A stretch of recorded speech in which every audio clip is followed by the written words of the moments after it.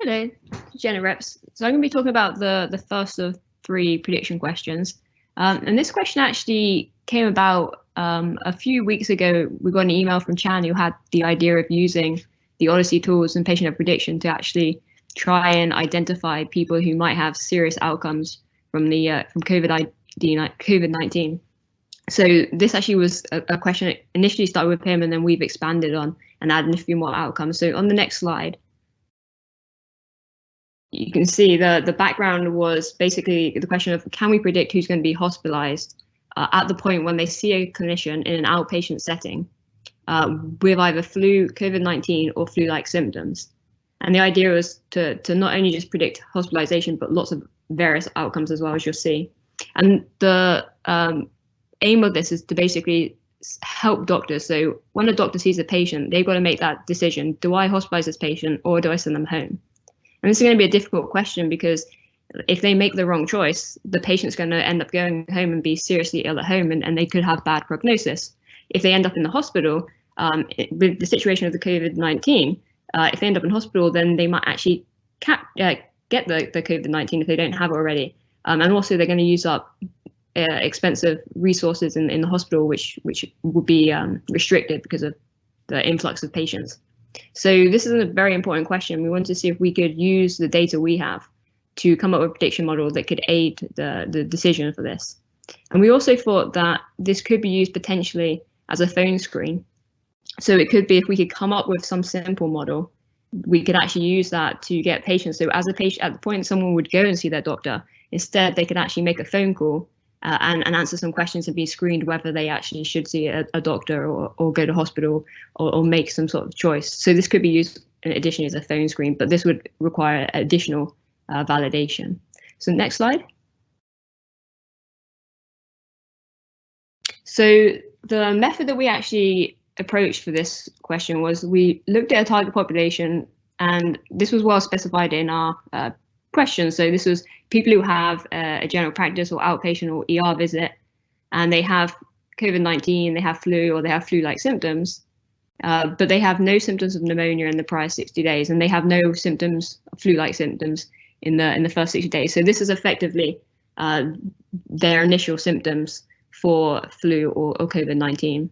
We train the data using the T basically includes flu or flu-like symptoms, because we don't have the COVID-19 data enough to develop a model, but we wanted to validate it on the COVID-19, and you'll see how well that's done in the next few slides. And then we had 4 outcomes. So the initial outcome that Chan suggested was death, and this is the model that's people are actually tending to use at the moment for the COVID-19. What's the chance of someone's survival or their death is being used for actually figuring out who gets the resources. But we added in 3 other outcomes as well. So we've added one, which was hospitalization with pneumonia. We broadened that to include some other outcomes as well, that would be serious complications of the pneumonia. That would basically mean that we get more capture. If someone doesn't have pneumonia but they have any of these, then it would still be interesting to predict that. And then we had outcome 3, that was if you have a complication and it requires some intensive service or it results in death. So this is kind of like a very severe outcome. So we have the narrow outcome to start with, then we made that a little bit more broad, and then we looked at two severe outcomes. Our time at risk was 0 to 30 days. So a patient could go to the doctor straight away, or it could be that in a week or up to 30 days later, they go to hospital straight away, or they go to the hospital within 30 days. So next slide. We have lots of results. I'm actually going to share my screen so you can actually see my live results. So we have lots of results. So we managed to create a development package. We put that onto GitHub. So if anyone's interested in developing models on their data set, they're able to do that. We've developed it on one of the data sets we had that had good capture of death and inpatient visits. So this was the best data set for us. We ran it for the 4 different models, but just to go through some examples, I'm going to go through one by one. So for the first outcome, which was just the very specific hospitalizations with pneumonia, we ran a model that threw in all drugs and all conditions. And we also ran another model just as a benchmark that just used age and gender. And we found that we were able to predict pretty well. So let me zoom in because I'm sure it's probably not that easy to see. So if we look at the ends of the curve, we were able to get a 0.85 when we're predicting who gets hospitalized for pneumonia within 0 to 30 days of this outpatient visit. But if we just looked at using age and gender as predictors, we actually had a very good model as well, which was 0.82. So actually, we're able to discriminate who was going to go to hospital pretty well just by age and gender. But by adding in additional drugs and conditions, we're able to get it up to 0.85. And it's very important. We want to have as good a performance as possible.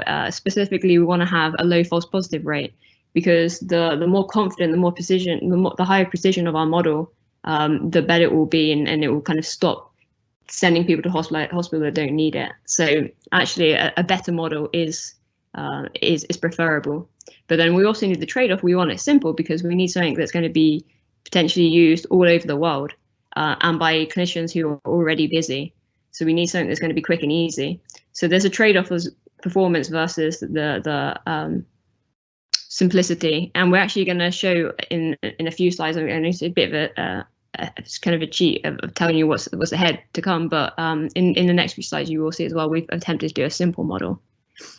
So this is just one outcome, but we could look at all the other outcomes. So if I get rid of this restriction, we've actually got now lots of different outcomes being listed here, and we can see the performance changes. So when we became more broad, our AUC actually increased.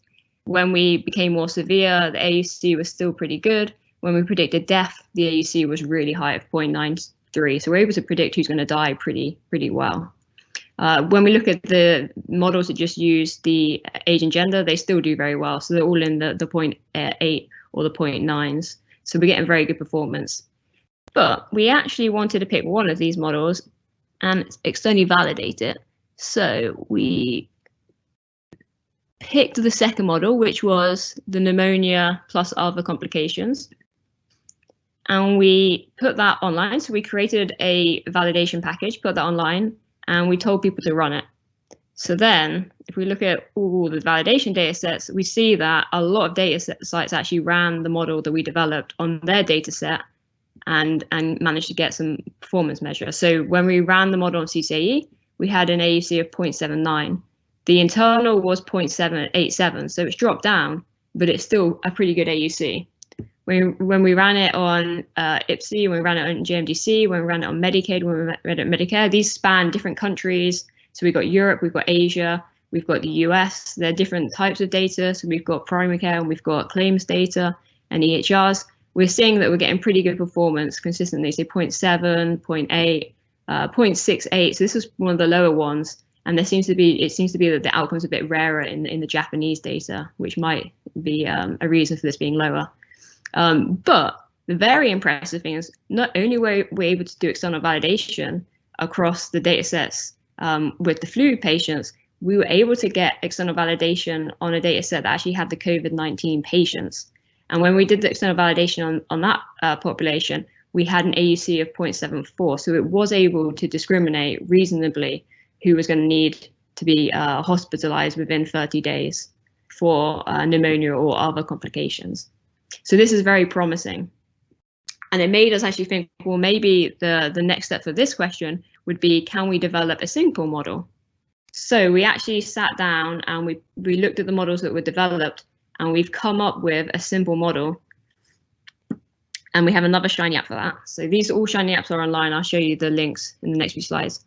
So this model, if we look at the covariates, were variables of having hypertension in the past, having heart disease in the past, having kidney disease in the past, having diabetes, hyperlipidemia, COPD, cancer, age, and gender. So we knew before that age and gender gave us a pretty good model, but could we get improvements if we added in these additional 7 variables?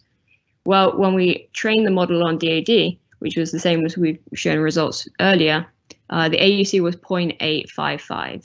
So we're seeing about 0.86, which was between the age and gender only model and the full model.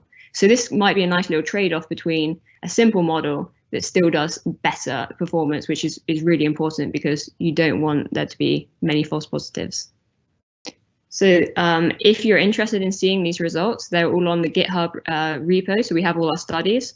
And if you look at this question 1, you can get the links to all the different packages for the studies and the results for the Shiny app. And then part 4, there's a link to the simple model. And I'll be uploading a package to validate the simple model across data sets as well. So if you're interested in being involved, you just need data in your UMOP CDM, and you can apply the development or the validation packages that we've got.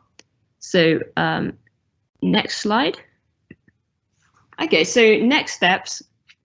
We've got our simple score model, and I showed you the results. If you're interested in having a look at the model yourself and seeing how it performs, you can go onto this link. The next step of this will be putting this model online to externally validate it across the different data sets. And then we may revise that model, but ideally we want to come up with some simple score model, get it validated on the COVID-19 patients, and then potentially get that disseminated. We also want to do the external validation of existing models. So the phenotype team were working hard today doing some phenotypes for an existing model that we found. So we'll be using the phenotypes that they came up with to implement the existing model, and we'll put that online as well for everyone else to validate.